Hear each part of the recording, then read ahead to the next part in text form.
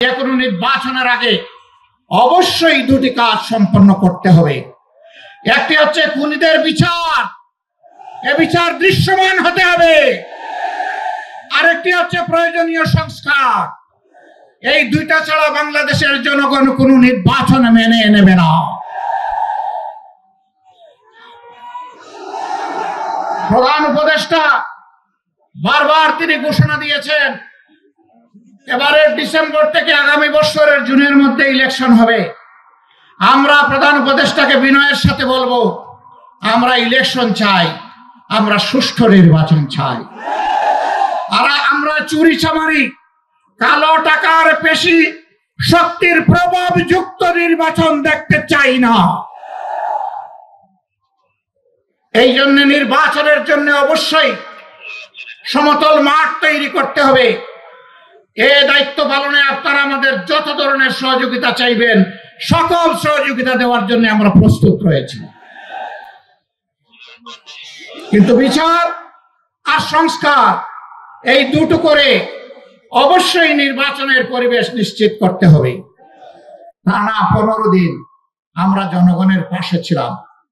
আমরা যেমন মসজিদ পাহারা দিয়েছি, মন্দিরও পাহারা দিয়েছি, মঠও পাহারা দিয়েছি, আমরা চার্চও পাহারা দিয়েছি। কিন্তু আগামীতে এমন একটি দেশ চাই, কোন প্রতিষ্ঠান পাহারা দেওয়ার প্রয়োজন হবে না। সমাজ এবং সরকার তার নিরাপত্তা নিশ্চিত করবে। সংখ্যালঘু সংখ্যাগুরু 53-54 বছর এই স্লোগান দিয়ে সমাজকে বিভক্ত করে, আমাদেরকে দুর্বল করে, আমাদেরকে মুখামুখি লাগিয়ে রাখা হয়েছিল। যারা সংখ্যালঘু বলে আমাদের ভাই বোনদের জন্য মায়া কান্না করছেন, আমি দেশবাসীকে আহ্বান জানাবো, গত ফ্যাসিস্ট আমলে রংপুরের মৎস্যপল্লীতে, দিনাজপুরের সাঁওতালপল্লীতে, ব্রাহ্মণবাড়িয়ার নাসিরনগরে, হিন্দুপল্লীতে কারা হামলা চালিয়েছিল, লুটপাট করেছিল, ভাঙচুর করেছিল, অগ্নিসংযোগ করেছিল, কারা গরু ছাগল চুরি করেছিল, আপনারা দেখার চেষ্টা করুন। মায়া কান্না করেছে, তারাই অপকর্মগুলা করেছে। সারা বাংলাদেশের একই চিত্র। এরা আমাদের বিরুদ্ধে বিশ্বকার করে। আমরা স্পষ্ট ভাষায় বলতে চাই, আমরা আল্লাহকে ভয় করি। বাংলাদেশ থেকে এটি একটি দূরবর্তী এলাকা, বর্ডার এলাকা। এই বর্ডার এলাকায় এই কেবল 2-3 দিন আগে আমাদেরই এক সন্তান হাসিনুর রহমান, সে একজন অতি সাধারণ শ্রমিক মানুষ, এক ভাই এক বোনের সংসার, বাড়িতে এসেছিল 5 দিন আগে, গিয়েছিল গবাদি পশুর জন্য সীমান্তের কাছাকাছি একটু ঘাস কাটতে।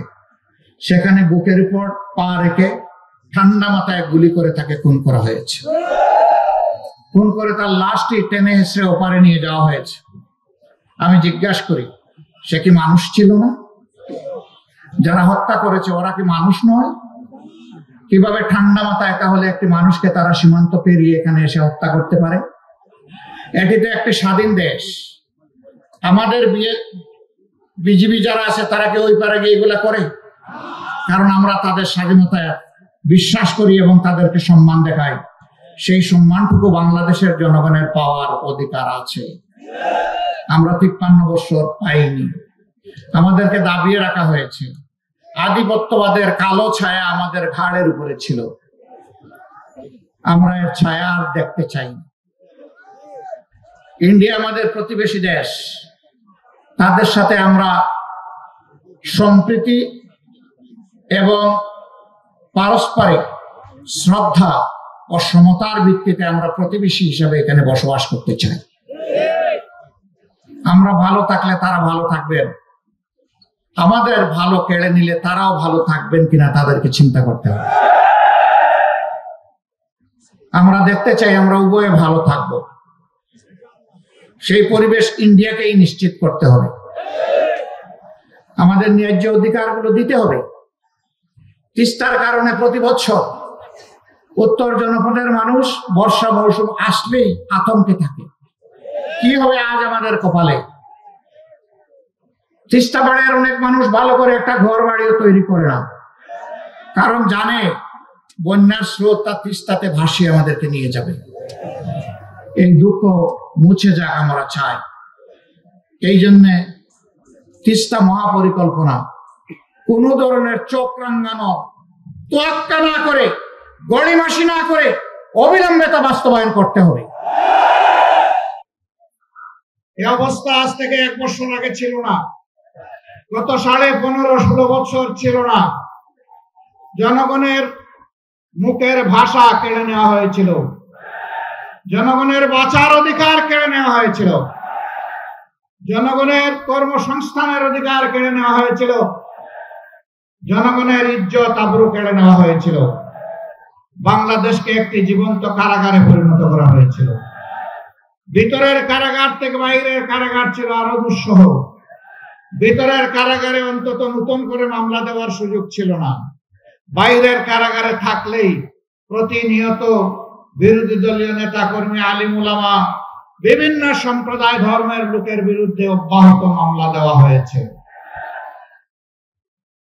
তারা চেয়েছিলেন মামলা করে, হামলা করে, খুন করে, পঙ্গু করে, আয়না করে, বন্দী করে এই বাংলাদেশের মানুষের কণ্ঠকে স্তব্ধ করে দেবেন।